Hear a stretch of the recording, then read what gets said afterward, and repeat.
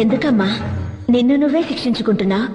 పూర్వజన్మ కర్మఫలం వల్ల ఆయుష్ తీరిపోయిన ఒక పసిదాని కోసం మీ మామ ఆ తల్లితోనే పనిలేదని కోపగించుకుని వెళ్లిపోయాడు. మరి మిమ్మల్ని ఆ తల్లి ఎలాగమ్మా కాపాడుతుంది? ఏంటమ్మా నువ్వు మాట్లాడేది?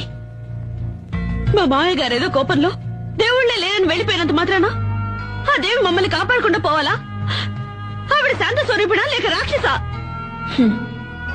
తోడబుట్టిన వాళ్లైనా కన్నవాళ్లైనా రమ్మని పిలిస్తేనే కదా వచ్చి వెడతారు.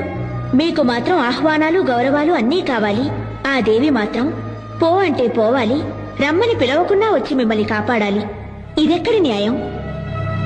అమ్మా, తన రక్తమే నీ నుదుట తిలకమై ఉంది కదా, నీ భర్తకు ఏ ఆపద రాదు.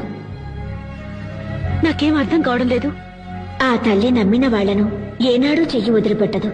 ఆ తల్లిని నమ్ముకో తల్లి, ఆ తల్లే అంతా చూసుకుంటుంది.